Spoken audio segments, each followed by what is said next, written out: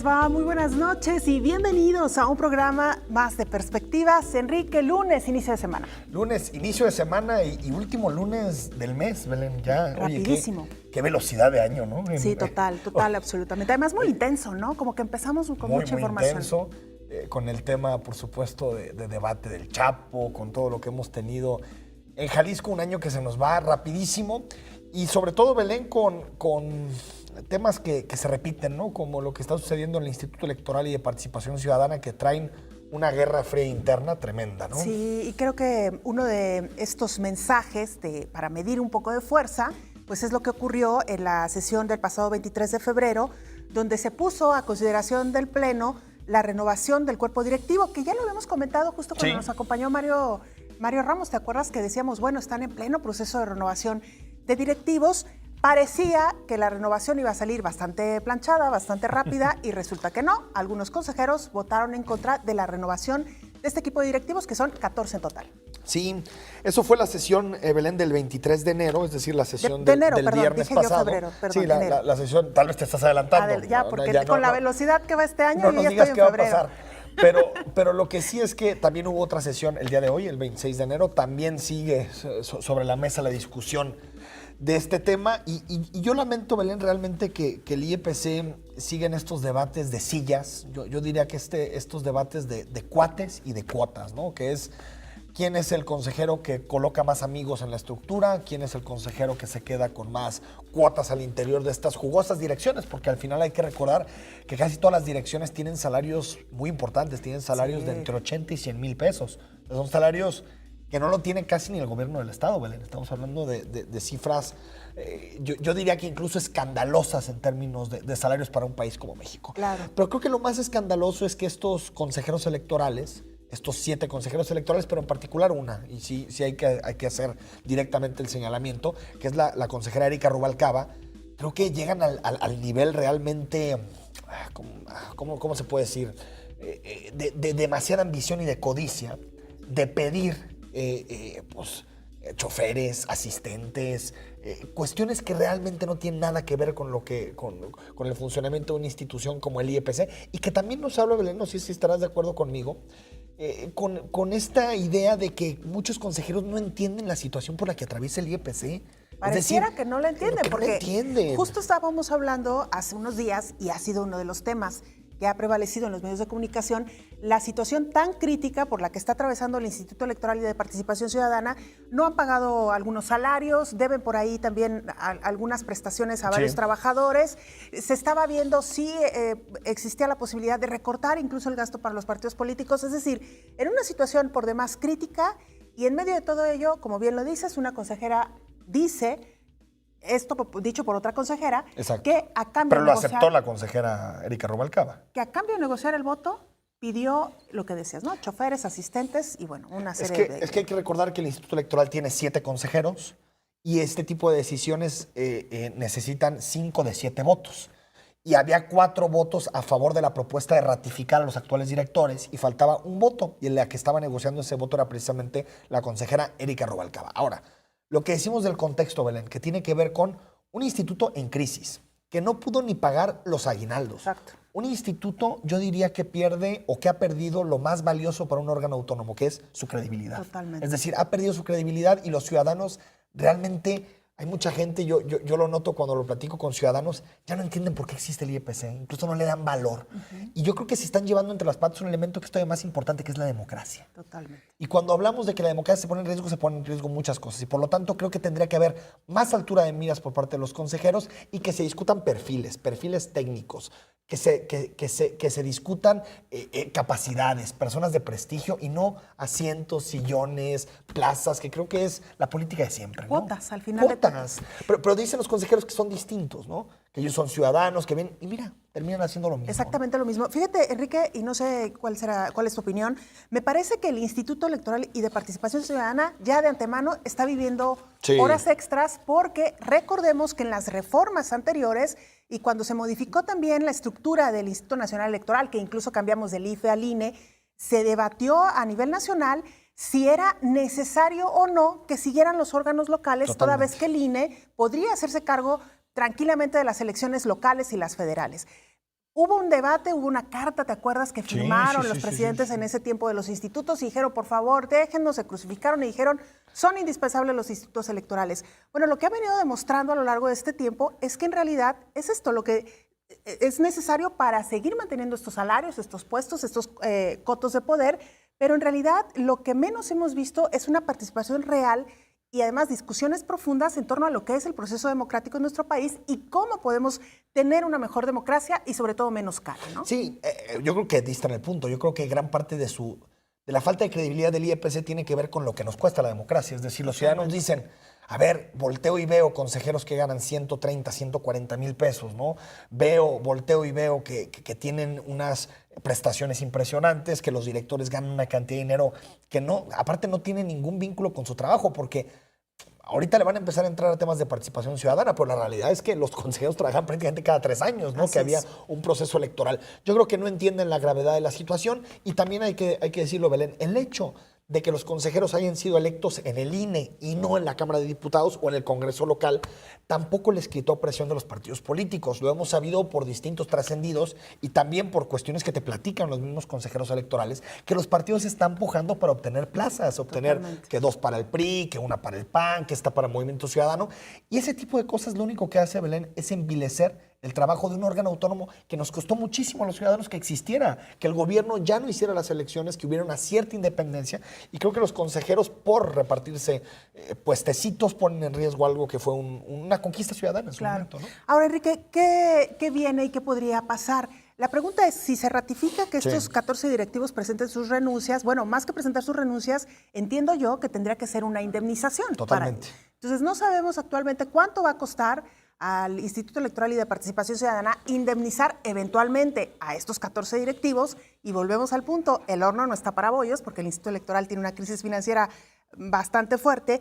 Y el otro punto que yo te plantearía, Enrique, ¿qué pasa entonces con esta lucha eterna del servicio profesional de carrera? Sí, no, pues totalmente. Mira, la mayoría de las posiciones, yo diría intermedias y puestos base en el instituto, son de gente que lleva muchos años ahí y que creo que incluso conocen muy bien la organización electoral. Yo diría que lo único que se mueve es el consejo y los directores. El resto son personal muy capaz que viene de muchas elecciones. Es cierto, tienen lealtades políticas y partidistas, pero creo que ya es un personal técnico. Yo diría que ahí no hay tanto problema. El problema es que Belén, no hay un proyecto de instituto sobre el cual discutir, que yo creo que eso es lo grave. Más grave. Es decir, no es que digamos, mira, tal consejero defiende tal acepción de instituto y tal consejero defiende otra visión completamente distinta.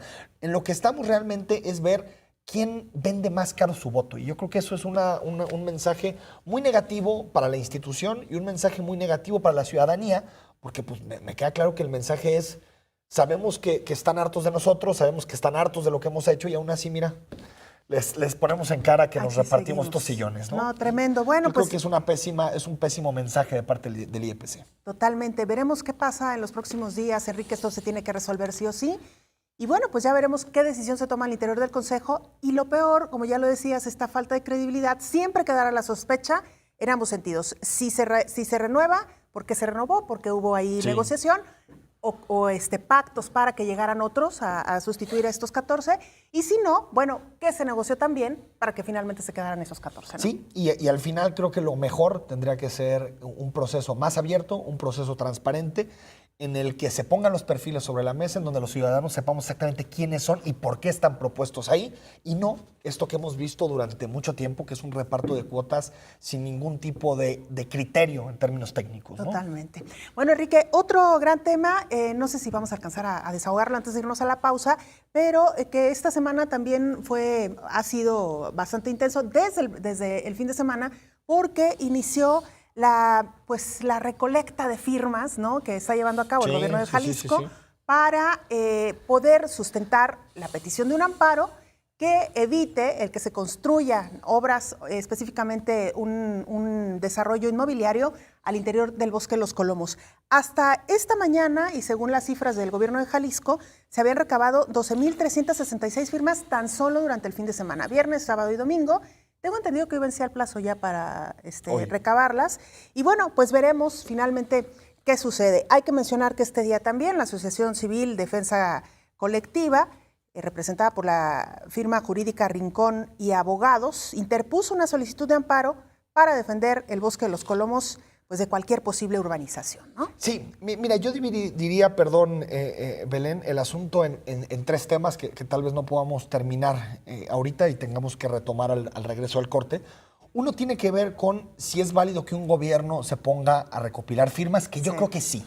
Mi opinión es que no le veo nada negativo en que un gobierno abandere una causa de este tipo, es decir, un amparo colectivo. No le veo nada negativo en sí mismo. Segundo, si es la vía más eficaz. Yo creo que no. Y ahí es creo que lo que han generado algunos columnistas y lo han puesto, dos en particular, una Diego Petersen, el otro Gabriel Torres, que ponían con mucha claridad porque había otros instrumentos que había que pensar antes, ¿no? El caso de Gabriel Torres decía el juicio político, sobre todo, contra los magistrados del TAI, y en el caso de Diego Petersen hablaba de otras vías jurídicas, y es más, lo endilgaba este tema de las firmas como un mero populismo. A lo que me refiero es, creo que son dos temas completamente difíciles, y un tercero que creo que también entra dentro de este debate, Belén. Nos falta mucha información. Sí. O sea, no sabemos ni siquiera quién es el dueño de esos terrenos, si el gobierno del Estado puede realmente justificar la propiedad, hasta dónde se va a ir en el sentido de recuperar las hectáreas originarias del bosque. Es decir, nos falta muchísima información para saber realmente a qué tema nos estamos enfrentando y también responder las otras dos preguntas, ¿no? ¿Es legítimo que un gobierno recopile firmas? Yo creo que sí. ¿Es la vía más eficaz? No lo creo.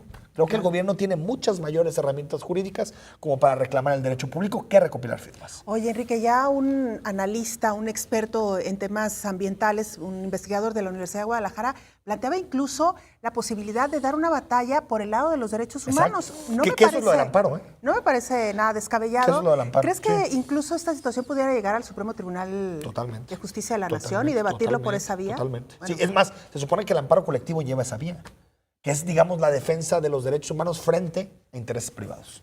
Pues vamos a ver también en qué concluye esta historia, que todavía le queda mucho, mucho por contar. Enrique, nuestra primera pausa, regresamos con más historias aquí en Perspectivas.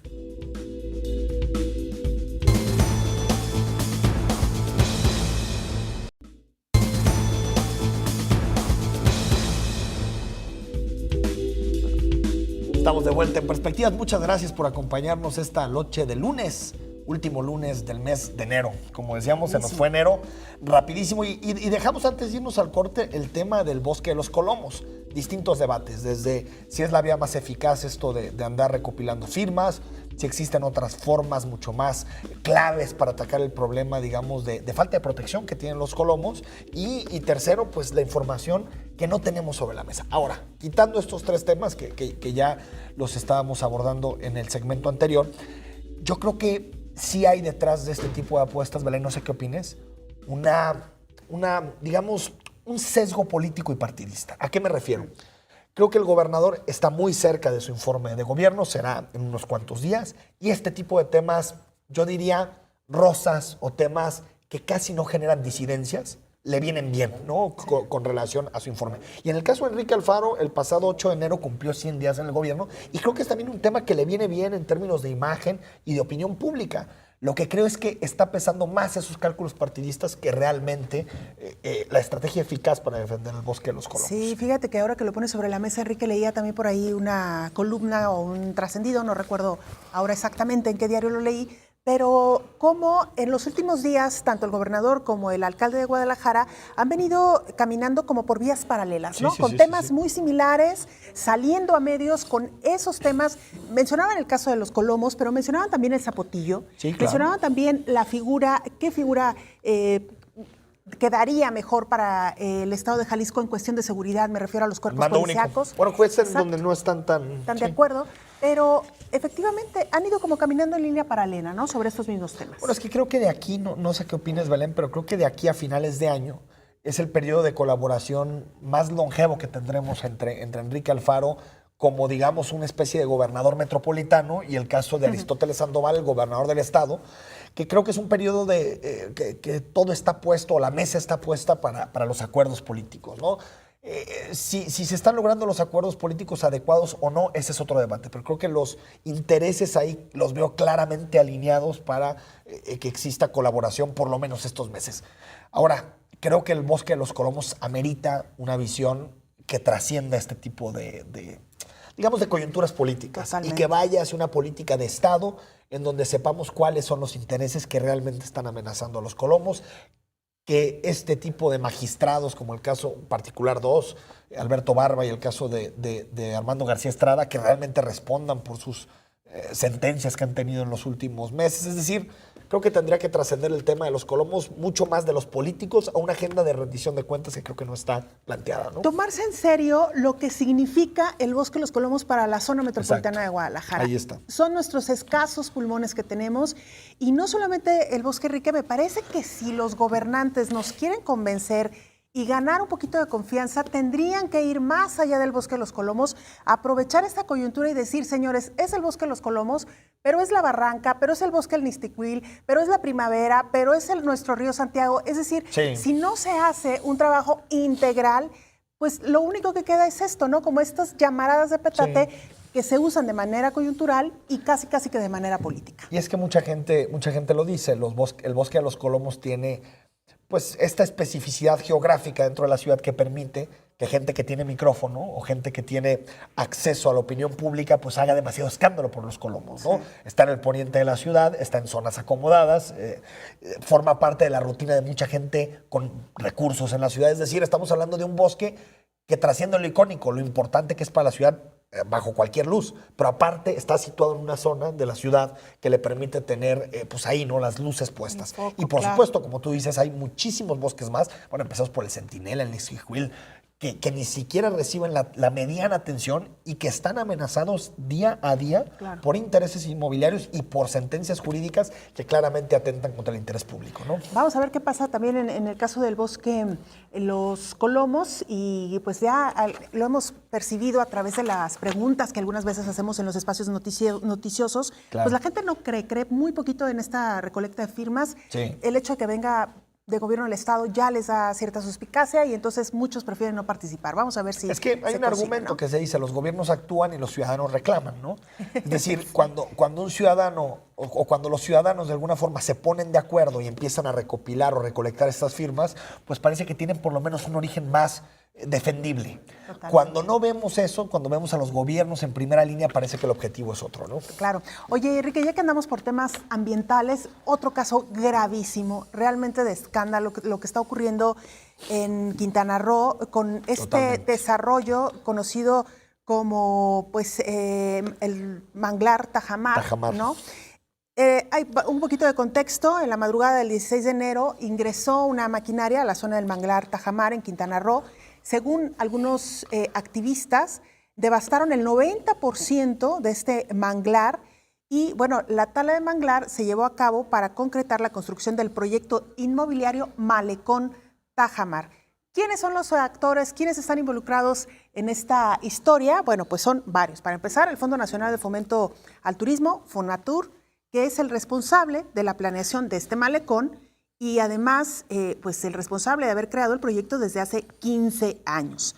Este proyecto fue presentado a la Semarnat, quien en 2005 otorga la autorización en materia de impacto ambiental, pero en 2015 la Profepa suspende temporalmente las actividades de este proyecto y ¿qué crees? Un juzgado federal determina dejar sin efecto la suspensión. Otra vez tribunales, otra vez son pues, precisamente este ámbito que está dando marcha atrás a decisiones que parecen totalmente lógicas, Enrique, que sin embargo los magistrados pues parecen no verlo así.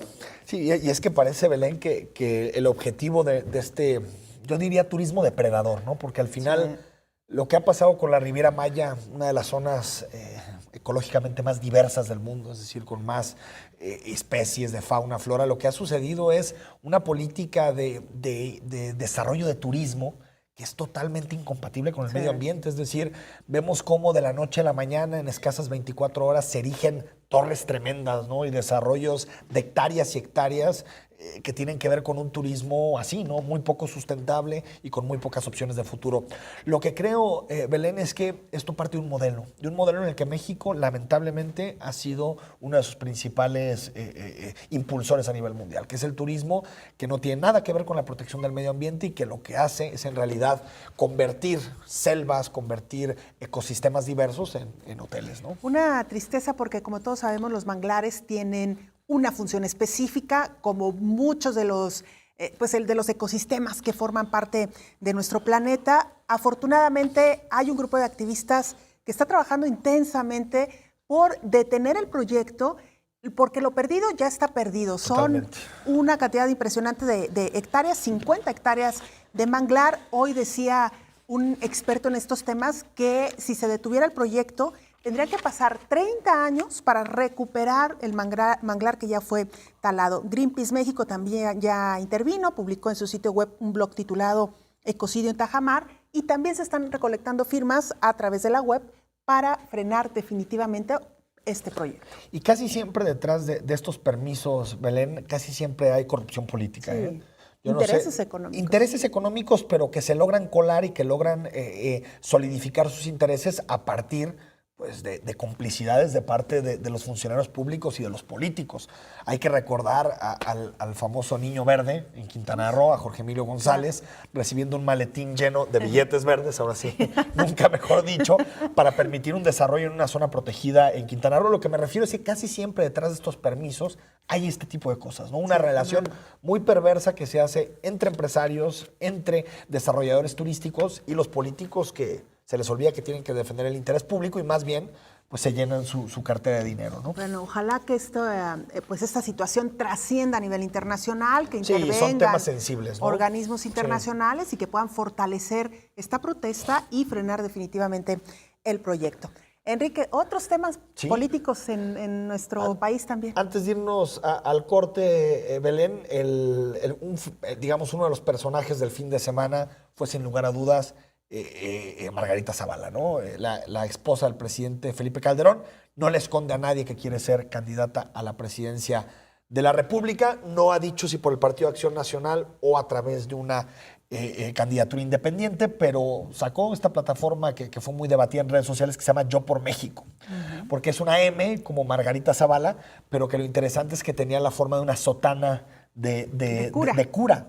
Entonces, bueno, la relación también de lo conservadora que suele ser Margarita Zavala en distintos temas, pero creo todavía, no sé qué opines, Belén, que la debilidad de Margarita Zavala o la debilidad estructural es que en realidad no solo es la esposa de Felipe Calderón, que eso ya le genera negativos de entrada con mucha gente, sino que aparte comparte prácticamente todo el proyecto de Felipe Calderón. Se le hicieron 2 o 3 entrevistas durante el fin de semana y pues no se distancia ni un ápice del proyecto presidencial que tuvo en su momento Felipe Calderón, y creo que eso le complica tanto obtener la candidatura del Partido de Acción Nacional como poder llegar a Los Pinos en 2018. Sí, totalmente. Y mira, hace unas semanas que entrevistamos a Francisco Ramírez Acuña, un personaje muy cercano a Margarita, bueno, ni qué decir de Felipe Calderón, ni más ni menos que fue quien destapó a Felipe Calderón para que fuera candidato a la presidencia, nos decía, a mí me quedó muy grabado este dato que nos daba, Margarita sí puede ser candidata del PAN a la presidencia, pero no en las próximas elecciones. Quizá un sexenio más y sería la candidata ideal.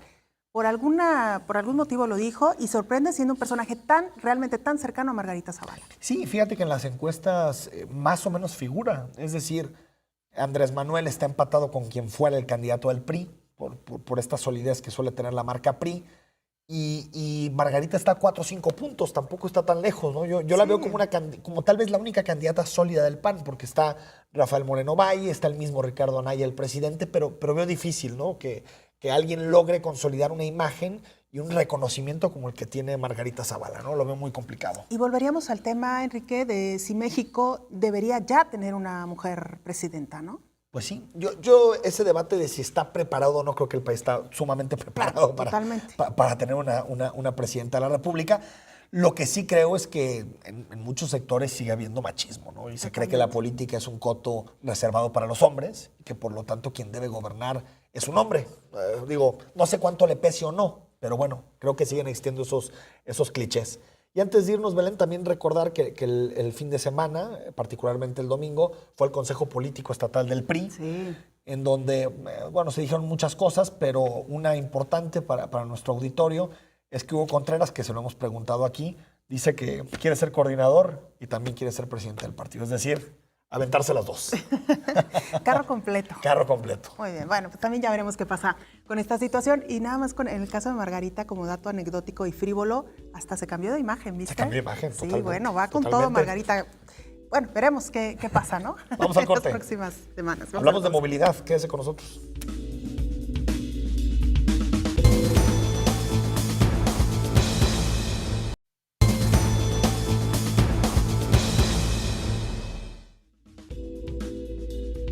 Estamos de vuelta en Perspectivas. Platicamos esta noche sobre movilidad, un tema clave para la ciudadanía y un tema que hemos discutido mucho aquí en Perspectivas. Y saludamos a Horacio Villaseñor, él es director de Planeación y Profesionalización de la Secretaría de Movilidad. Horacio, muy buenas noches. Buenas noches, Belén. Bienvenido. Buenas noches, Enrique. Gracias por acompañarnos. Y Gustavo Flores, director de Licencias de la Secretaría de Movilidad. Muchas gracias. ¿Qué tal? Gracias. Buenas noches a los dos.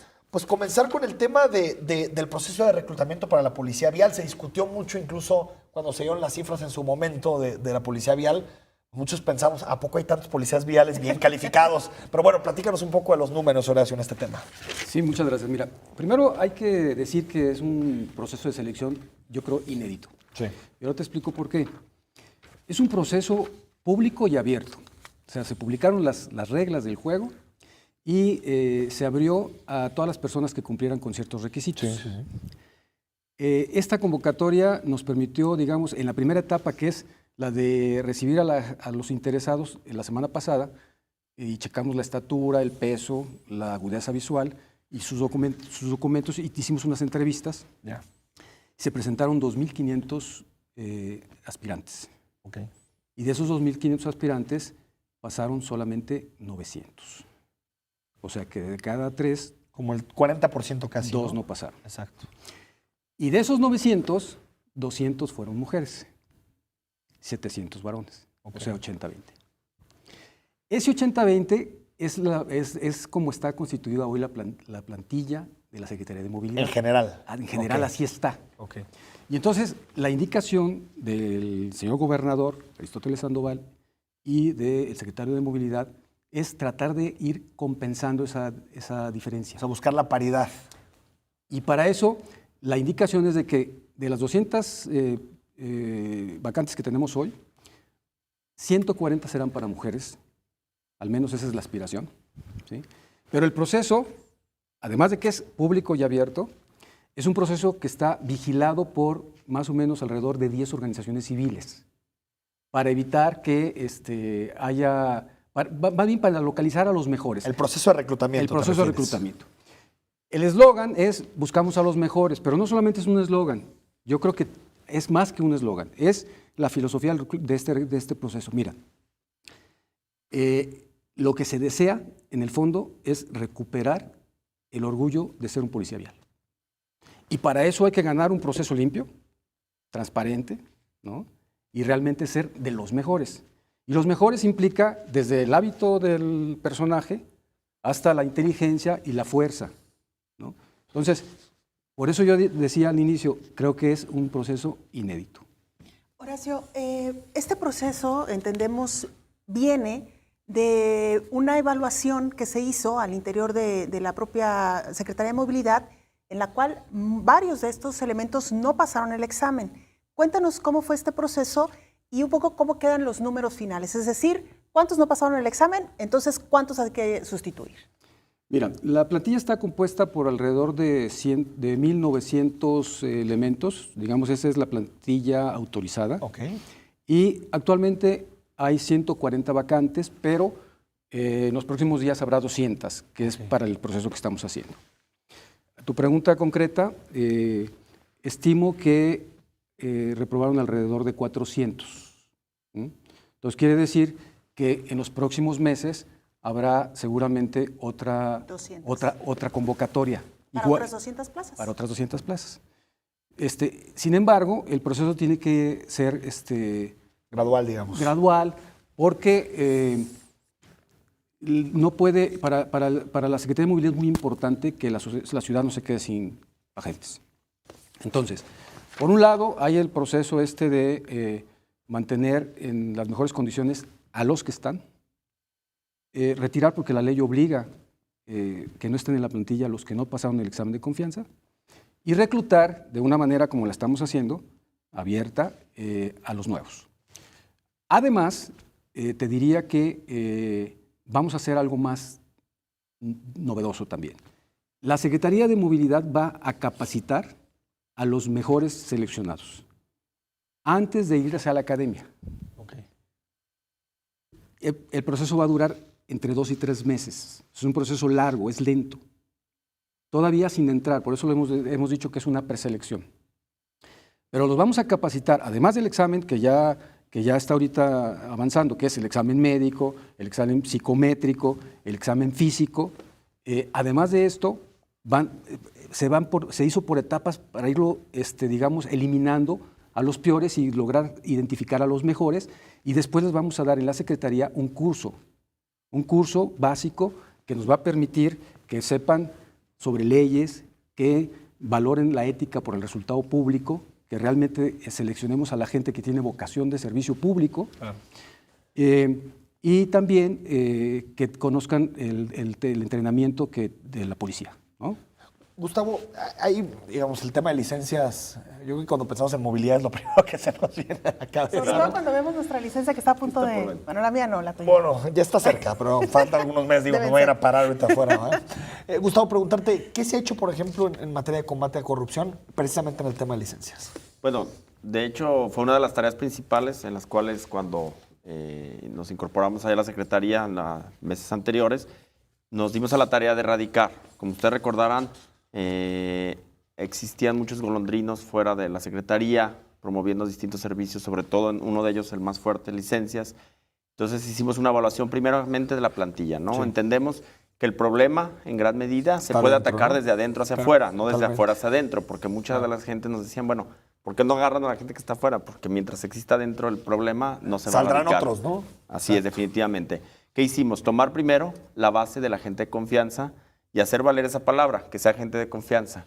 Entonces, sustituimos los trabajadores o los empleados que veíamos que inclusive ya tenían algunas actas administrativas tendientes a algún tema inherente a la corrupción, y les pedimos, por favor, que se separaran del cargo, y invitamos a nueva gente comprometida a trabajar, sobre todo en las áreas primero fundamentales, como son las áreas de exámenes, ¿no? De ahí sustituimos casi 20 empleados, 20 personas de una plantilla de casi 40, o sea, casi el 50% de la oficina se cambió de personal. Eso nos permitió volver a mejorar, y estamos automatizando también los procesos. Sabemos que entre menos manos humanas, vamos, la redundancia, puedan tener acceso al control del trámite, mejor será. Sí, entonces, claro, desde la asignación de quién te atiende, qué ventanilla y demás, hemos estado generando otro tipo de mecanismos que nos han permitido erradicar muchísimo, y también darle paso a la tecnología para eficientar tiempos, que es otro de los compromisos que tenemos con la ciudadanía. Ahora, Gustavo, ¿por qué no nos explicas un poquito cuál es el camino de la corrupción? Es decir, ¿cómo se tejían esos lazos entre los que tú decías que están adentro y los que están afuera para poder operar ciertos temas relacionados con la corrupción? Bueno, existían muchísimas modalidades que estamos vigilando que nos regresen. ¿Existían? Dices que ya no existen. Sí, no, o sea, te puedo garantizar que no existen, porque hemos generado los mecanismos. Te puedo decir, desde que el que captaba a la gente que iba ingresando al trámite, percibían ellos, preguntaban qué trámite ibas a hacer, si eran exámenes. Podemos decirte que había ofrecimientos tan solo para hacer un examen de 10 preguntas en lugar de 50. Pues decirle a todo el mundo que todos los exámenes son de 10, ¿no? Entonces, desde ahí ya les vendían algo que no existe, ¿no? Entonces, después te ofrecían no hacer cierto tipo de examen, y utilizaban ellos también la tecnología. Tomaban una fotografía misma que era enviada a las personas que estaban dentro del examen, y la persona que está dentro del examen ya ubica perfectamente el rostro de quien va a exentar ese examen. Entonces, a final de cuentas, ni siquiera había contacto, ni siquiera había una palabra, ni siquiera había alguna situación en la cual tuviéramos que incidir en eso. Podría haber cámaras, y no lo podrías detectar. Entonces, de tajo prohibimos celulares en las zonas de exámenes y de evaluación. O sea, hemos tomado este tipo de medidas que van erradicando, ¿no? Otro de los problemas también que nos dimos cuenta que existía es, a veces se apretaba o se endurecían un poquito más las reglas en la cuestión de las oficinas centrales, y se empezaban a relajar al interior. Y detectamos en redes también ofrecimientos, inclusive, que por un precio te llevaban a ciudades cercanas como Tepatitlán, Agualulco, Ameca, en fin, ciudades que están quizá a 1 hora, en el cual te incluía el servicio del transporte, la licencia y el regreso a tu domicilio por cierta cantidad, ¿no? Así es, paquete completo. Entonces también fuimos buscando y vimos que de tan solo ese caso lo detectamos con 2 personas también que trabajaban dentro de la Secretaría, que también estaban metidos porque eran amigos de los que estaban ahí ofreciendo. Bueno, tuvimos conversaciones y generamos también las denuncias, ¿no? Este proceso también nos ha llevado a muchas denuncias. Inclusive en detectar que en oficinas, de que le llamamos alternas, hemos detectado que había a veces que daban el servicio inclusive sin el pago. También ya hicimos denuncias que ya están inclusive en Fiscalía, ya están en proceso de averiguación De manera que te digo que hay muchísimas modalidades por las cuales hemos encontrado anomalías, ¿no? Claro. Entonces, todas las que hemos detectado, las hemos atacado, hemos estado trabajando con ellos, al grado también que es otro rubro muy completo, que es el de las licencias especiales o de choferes, ¿no? Claro, Que también ha sido polémico. Bueno, antes de que nos cuentes y sobre todo cómo se han reducido los trámites y los tiempos para la renovación o para una licencia nueva, yo te quiero preguntar, ¿qué tanto se ha debatido acá en Jalisco la posibilidad de tener una licencia definitiva? Es decir, que ya no haya necesidad de renovarla como sucede en otros estados de la República o incluso en otros países. No ha sido un tema realmente de debate. Hemos estado haciendo una comparativa. Somos de los estados que más vigencia le damos al documento. Sí sabemos también que hay algunos que a lo mejor le dan 5 o 6 años, pero hay estados que le dan inclusive 1 año, como Baja California, hay estados que le dan, como Hidalgo, le dan 2 años nada más.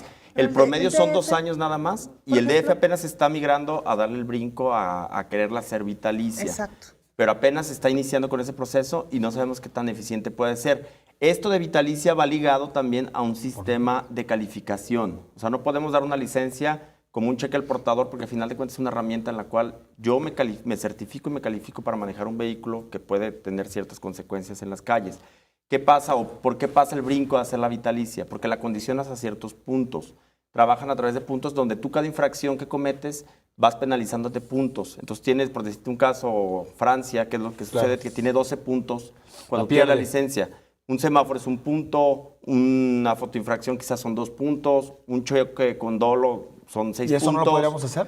Sí, claro, podríamos llegar a eso y de hecho es la intención a través del registro en el cual vamos avanzando. Ya con el transporte público estamos detectando todos los incidentes que estamos dando o todos los incidentes que van sucediendo y se castigan las licencias inmediatamente cuando hay responsabilidad de los choferes. Entonces, eventualmente, cuando terminemos con ese transporte público, eventualmente podríamos hacerlo con los ciudadanos, ¿no? Por eso es vitalicia, porque al final de cuentas puedes perderla. Si tú tienes un accidente donde va combinado con alcohol, tú pierdes automáticamente, te condicionan a tomar un curso muy riguroso, te penalizan cierto tiempo sin licencia y después pagas una multa. Por ejemplo, en el caso que te comentaba de Francia, pagas alrededor de 1,500 euros, vas al curso, te penalizan como 1 año y después vuelves a tener otra licencia con 12 puntos y vuelves a empezar tu historial. Entonces, por eso son vitalicias, porque al final de cuentas van condicionadas a ciertos puntos. Ahora, antes de volver con Horacio a algunos temas de policía vial, preguntarte si, por ejemplo, el caso de que algún político, funcionario, empresario, alguien con relevancia, digamos, no puede echarle una llamada a algún funcionario de movilidad y decirle, oye, échame la mano con mi licencia. O sea, ¿ese tipo también de procesos están erradicados? Sí, también es uno de los procesos que estamos ahora sí que abatiendo todos los días. Sí había pues malas costumbres, quizá, por llamarlo de alguna forma, en la cual trataban de ejercer influencia y venía la tarjeta, venía esto. Pues lo único que estamos haciendo, pues sí, darles una atención, darles el servicio totalmente. Pero igual que cualquier otro ciudadano, y a final de cuentas los atendemos de la mejor manera. Algunas personas, bueno, deciden mejor salirse o decir, ¿sabes qué? La verdad, yo no sé manejar, pues la verdad no te puedo dar licencia, pero a final de cuentas sí es una práctica que también existía, ¿no? Vamos a un corte y seguimos platicando sobre movilidad esta noche en Perspectivas.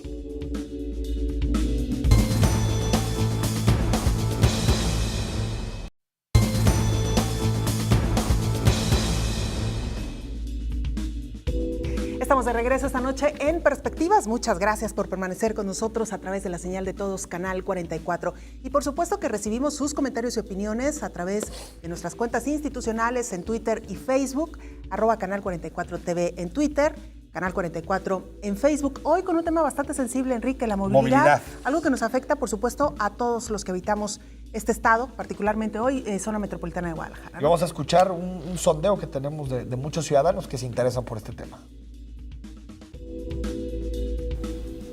¿Por qué no hay una vinculación entre las diferentes dependencias a corto, a mediano y a largo plazo para que esos proyectos en los que se vienen trabajando en términos de la movilidad no sean islas o pequeños proyectos sin sentido?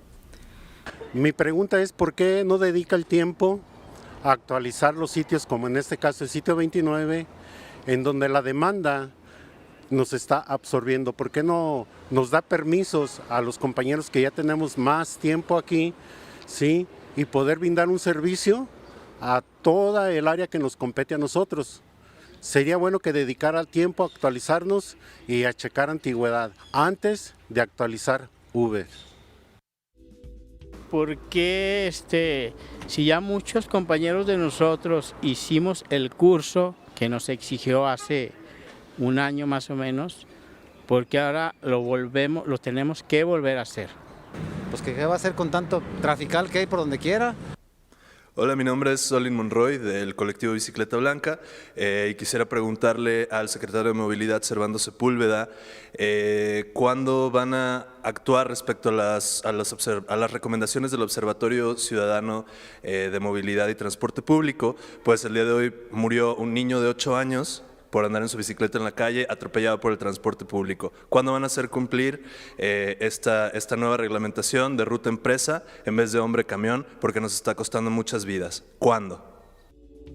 Bueno, aclarar, Enrique, que esta noche, y además como nuestra audiencia se enteró a través de las redes sociales, teníamos como invitado al secretario de Movilidad, Servando Sepúlveda, por un asunto de último momento, un asunto pues importante, serio. No pudo acompañarnos esta noche y es por ello que contamos con la presencia de algunos de sus funcionarios, a quienes recibimos también con mucho agrado y mucho gusto, porque además también son temas, sus áreas, pues bastante importantes dentro de la movilidad. Ahora, Gustavo, tú me decías que querías responder una de las preguntas puntuales que hacían. Sí, uno de los comentarios respecto al sondeo refería que por qué estábamos pidiendo que se repitieran unos cursos. Más que nada explicarles que es una situación en la cual nosotros detectamos que para tener una licencia especial se llama transporte público, servicio público, transporte de carga o carga con explosivos, que son prácticamente las gaseras. Se modificó la ley de movilidad, recordarán, en 2013, y se exigió que para hacer la renovación de la licencia tengan un curso de 70 horas, en el cual no tanto se les enseña a cómo manejar o conducir un vehículo, sino qué responsabilidad tienen frente a la ciudadanía en la calle, cuáles son las normatividades aplicables, porque no es lo misma normatividad aplicable para un ciudadano normal que para un transporte de carga, un transporte público. Entonces, se les pide esa carga mediante escuelas, pero desgraciadamente hubo muchas escuelas que no estuvieron haciendo el procedimiento como debería de serlo, ¿no? Entonces, no cumplían a veces algunas con la carga horaria, algunas con la metodología, en fin, empezamos a detectar distintas anomalías, a lo cual suspendimos varias escuelas, mismas que ya no reconocimos sus certificaciones, y es por eso que sí les pedimos a esos choferes que fueran a una escuela certificada, en algunos casos repetir, en algunos casos, vamos a ser muy sinceros, ni siquiera lo tomaron, ¿no? Horacio, ¿alguna respuesta para estas preguntas? Sí, mira, hay que destacar que el secretario, el maestro Servando Sepúlveda, tiene alrededor de 4 meses en el puesto y que se está relanzando la Secretaría de Movilidad. Hoy hay una nueva relación entre sociedad y CEMOP, ¿no? Hacia allá vamos. Entonces, muchas de estos cuestionamientos, seguramente este año será el año de la movilidad y seguramente este año se van a resolver. Un ejemplo. Esto de la convocatoria para reclutar nuevos agentes es solamente el primer paso porque vamos hacia un servicio público de carrera. O sea, es un servicio público de carrera donde el primer paso es convocatoria publicada y abierta, con observadores ciudadanos, con capacitación, ¿no?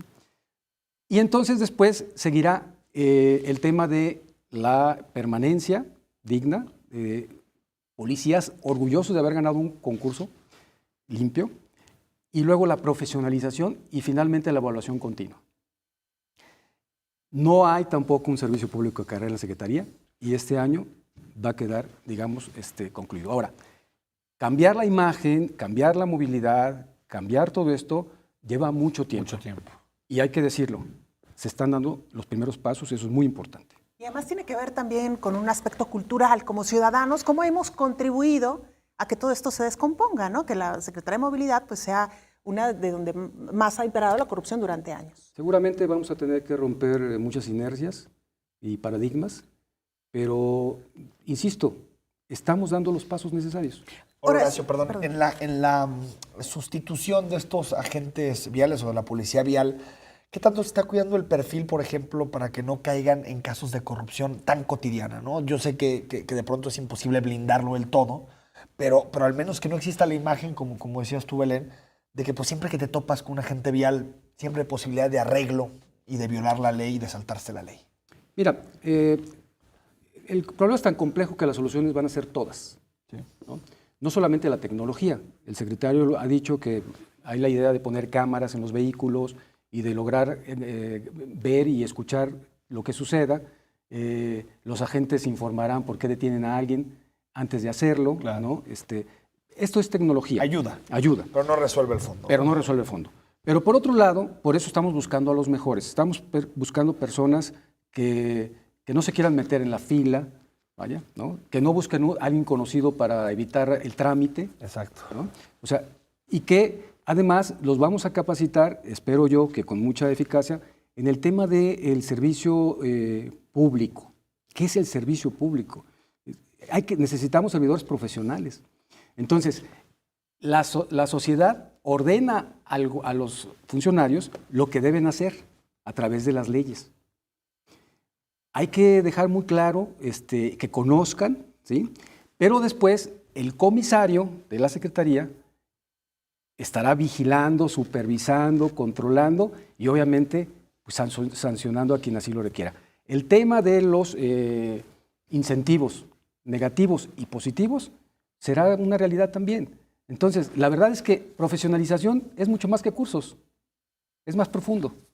Y esa es la estrategia, recuperar el orgullo por ser un policía vial y además recuperar la confianza de la sociedad en su cuerpo de policía vial. Ahora, Claro, Horacio, ¿qué fundamental. proyecto se tiene para la Academia de Policía y Tránsito? Nos decía, no recuerdo si Alberto Cárdenas, que se había creado esta academia durante su gestión, no lo recuerdo, por ahí te dejo el dato, pero el punto es que efectivamente esta academia ha venido un poco en declive y lo hemos visto con los resultados que se han estado arrojando. ¿Qué proyecto se tiene para esta academia que creemos puede ser un aspecto también fundamental en esta renovación? Mira, la academia depende de la Fiscalía, igual que el Centro de Control de Confianza. Entonces, me regreso. En la Secretaría de Movilidad estamos haciendo una preselección para mandarles al Centro de Control y Confianza a los mejores y después a la academia. Van a llegar a la academia ya capacitados por nosotros.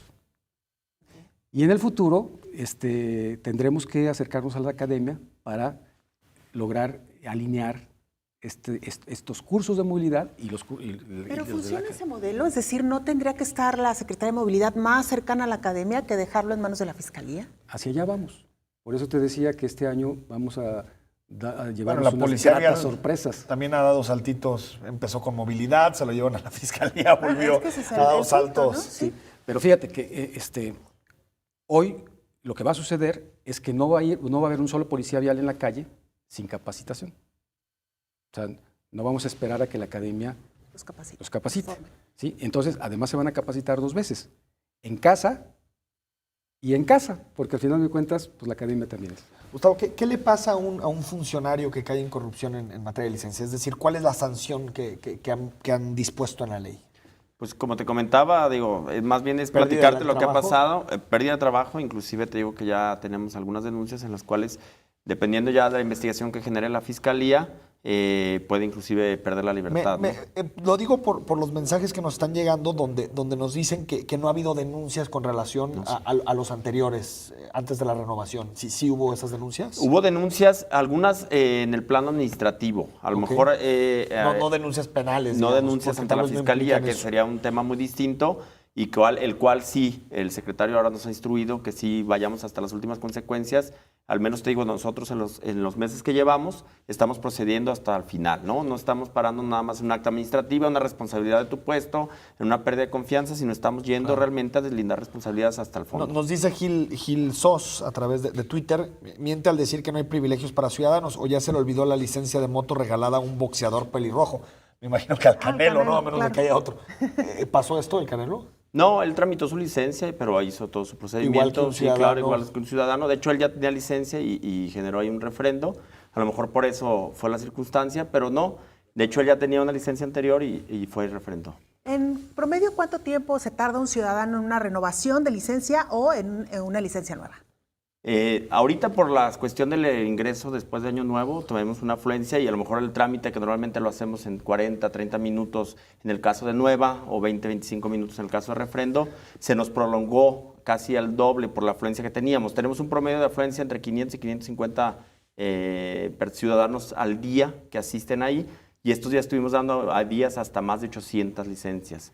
Ya estos días reforzamos un poquito la estrategia, metimos más personal y acortamos los tiempos y ya andamos cercanos a la hora, pero normalmente vamos a andar entre 40 y 20 minutos, 40 nueva y 20 referendo, ¿no? Y en el caso del transporte público, Gustavo, ¿se le pone algunos requisitos más complejos, digamos, por todo lo que hemos vivido de accidentes y todo eso? Sí, totalmente. Las licencias, tanto para el transporte público, carga, como te comentaba, te requieren una antigüedad de 4 años con una licencia, te requieren el curso de 70 horas, te requieren un antidoping que vienen sobre cerrado ante un laboratorio certificado. En fin, sí es una carga mucho mayor en cuanto a la que te desprende de un ciudadano. ¿Y si común. tienen un accidente lo pueden perder? Sí, totalmente. De hecho, durante estos meses sí han perdido alrededor de 6 o 8 choferes, han perdido su licencia cuando se demuestra que tienen la responsabilidad, o si recordarán el video donde el chofer del transporte público golpea a un... Exacto. Perdió ese mismo día la directamente. licencia y se hace con todo un procedimiento administrativo para que también quede la sanción por escrito fundamentada y no se regrese por cualquier acto, ¿no? Enrique, se nos acabó el tiempo. Muchísimas gracias a ambos por habernos acompañado. Gracias. El tiempo no nos alcanzó, así que ya los invitaremos de nueva cuenta. Muchas gracias. Temas muy interesantes. Gracias. Horacio, Gustavo. Enrique, buenas noches. Vámonos. El miércoles, otro programa más de Perspectivas. Platicamos sobre el informe del gobernador. Así es. Muy buenas noches a usted también.